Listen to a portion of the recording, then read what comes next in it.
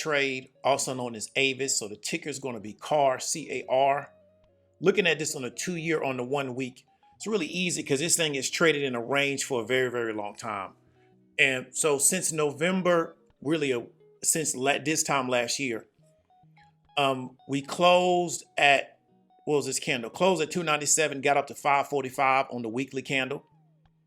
And we essentially topped out after that at around 300.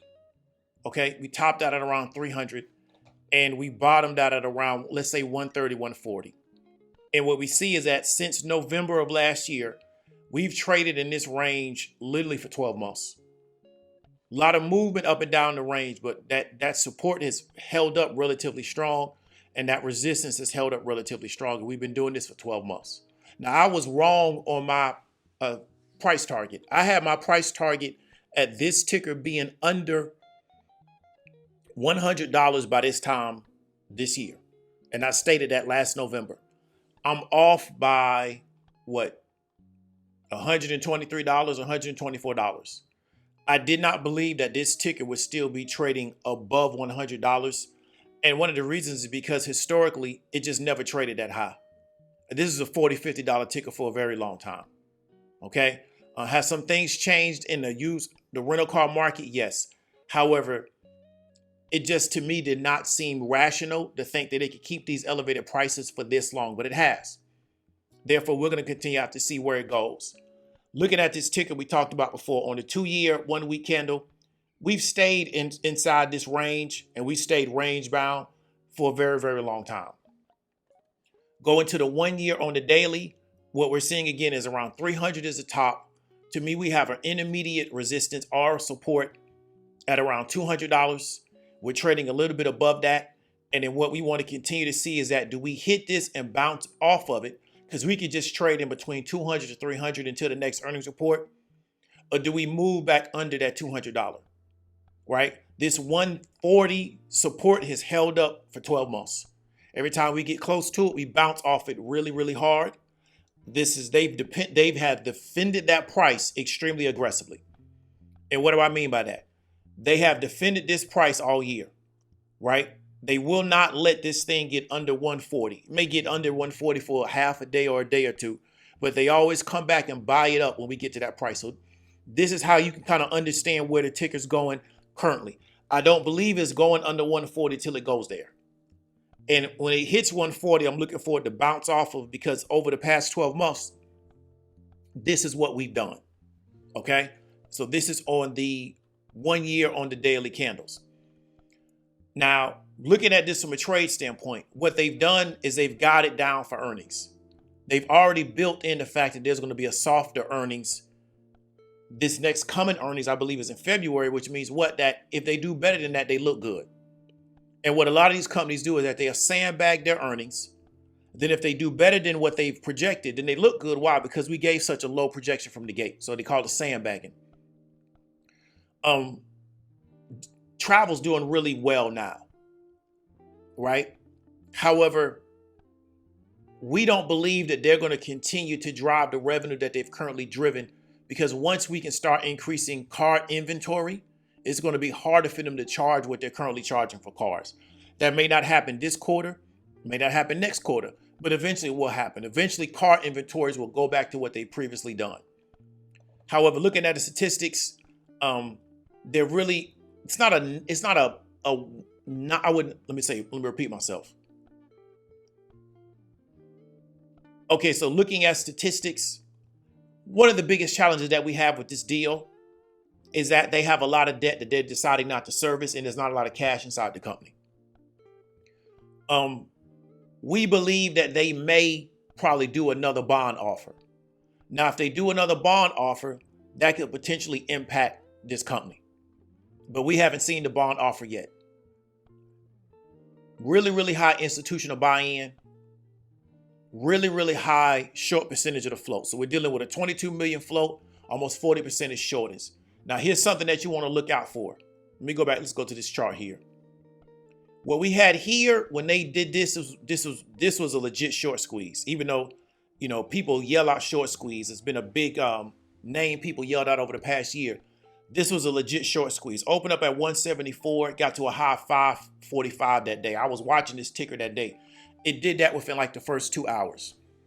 One of the reasons it did this is because there was such a high short percentage. And once short started to cover, because the float is so small, okay? Once short started to cover, it became difficult for everybody to cover at the same time, which means people had to start buying at any price that they could just to cover their short, which put demand on the stock, which creates a feedback mechanism. There's still potential for this to happen again after earnings. Doesn't mean it will happen. Doesn't mean that I'm going to let somebody on YouTube tell me I should buy car for a short squeeze. But because there's such a high percentage of the float, if they have some really good news come out about this ticker, it could eventually, move up very, very aggressively. Let me go back to this chart. It could potentially move up very, very aggressively, right? There's a potential there. Doesn't mean it's going to happen, right? But the potential exists because of it being such a small float and a small percentage of the float being there. That's the potential. What I don't like about this play, first, it's very low volume, right? Does 200,000 on the day, does average volume of 1 million, which is really not a lot. It's decent, but it's not a lot. But just on the closing day, it did 200,000. What I really don't like about it is that the options chain is very thin, right? It's very thin chain of options, right? It's not a really heavily traded ticker from an option standpoint. Therefore, as a trader, I can end up on the chain by myself. I think I found where a lot of the options are at. Let me try this strike. Is that it? No, that's not it. Yeah, there's one chain here, one strike that has about, I want to say maybe a few thousand on it. And I think that's the only one I've been able to find. So you have 1,300 at the 60. These are all probably going to expire out of the money on the put side because January is right around the corner. I don't see it being under this unless something miraculous happens. But I couldn't find the put or the calls that I felt was a really good strike. They're here somewhere. I just don't want to go through all of them on this video. But this is not a really heavily traded options play.